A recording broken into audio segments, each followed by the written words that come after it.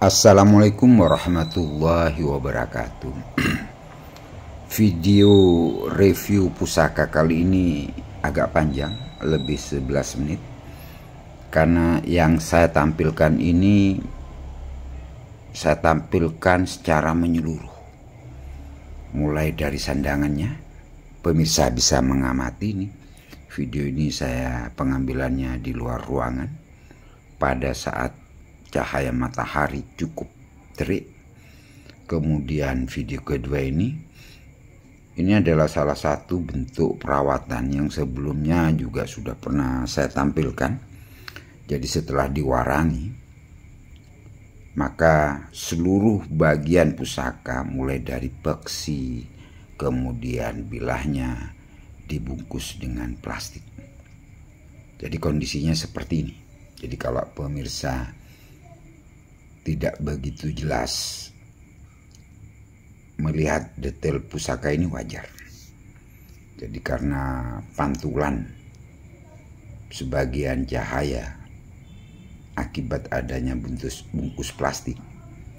Namun secara garis besar saya gambarkan dulu bahwa keris pusaka ini memiliki dimensi yang cukup unik menurut saya. Karena apa? Panjang peksinya 7,5 cm, gonjonya 7,3 cm. Jadi gonjonya berbentuk sabit rontal dan lebih panjang peksinya. Kemudian dimensi yang lain yaitu panjang bilahnya. Kalau diukur dari ganja ya, ujung ganja yang tengah yang lurus dengan peksi sampai ke pucuk pusaka itu 36,8 cm. Video yang ketiga ini adalah video sesaat setelah diwarangi. Jadi kondisi masih belum kering betul setelah diwarangi. Ini kondisi realnya.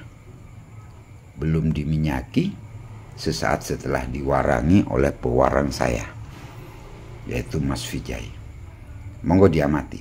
Jadi keris pusaka ini berdapur jalak nguwung. Ya, saya kelompokkan jalak nguwung karena apa? Memiliki ricikan, gandiknya lugas, pijitannya tegas, kemudian tikal alis nyambung ke keruingan depan, di belakang ada serawian nyambung ke keruingan belakang, dan di tengah ada ricikan odo-odo atau geleger sapi. Dan yang perlu diingat, ada ricikan walaupun tertutup pamor, ada ricikan lain yaitu gusin dan lis-lisan. Nah ini pada video berikutnya ini saya tampilkan peksinya, bentuk peksinya. Katanya orang Madura ya, maaf kalau bentuk seperti ini dinamakan akentong. Dan peksinya cukup panjang dengan hanya panjang bilah 36,8 cm. Panjang peksinya seperti saya katakan tadi 7,5 cm. Bentuknya silindris ya.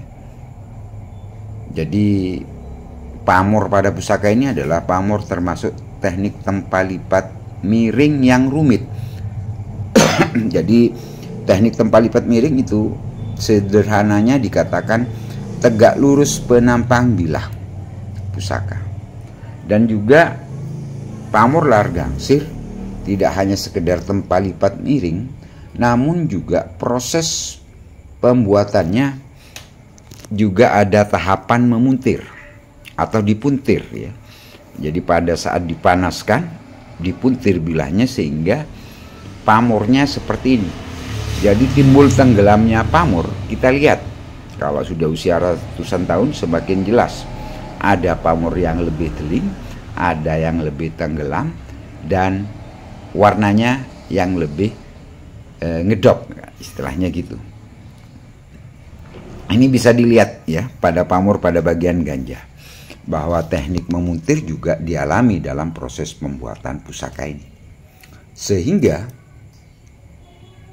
dari sisi estetika dan seni, maka pamor lar gangsir menunjukkan satu pamor yang sangat indah. Kelihatan ribet dan rumit pembuatannya, dan bisa terjadi seperti ini telingin dan jika kualitas pamor dan besi ajinya bagus. sehingga perpaduan 3 unsur membuat besi, 3 unsur, yakni baja, besi, dan bahan pamor menjadi satu.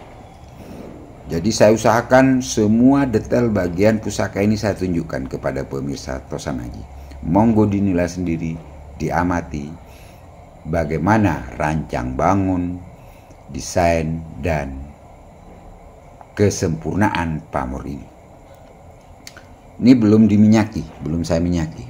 Jadi kondisinya sudah kering dan sekitar 2 minggu dari proses pewarangan, sehingga sebagian besar air, cairan bahan pewarangannya sudah terangkat semua. Monggo saya syuting 2 sisinya secara agak slow motion atau agak lambat, agar pemirsa pencinta Tosan Aji bisa menikmati detail keris pusaka spesial dan langka ini. Jadi berdapur Jalak Nguwung, berpamor Largangsir Asihan. Ada kata asihan karena apa?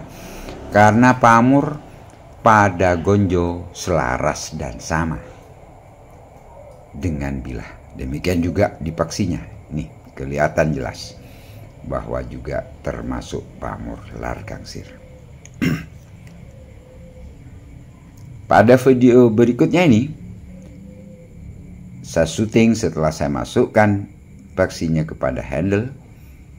Saya syuting lagi di tempat terbuka, langsung pencahayaan sinar matahari yang terik.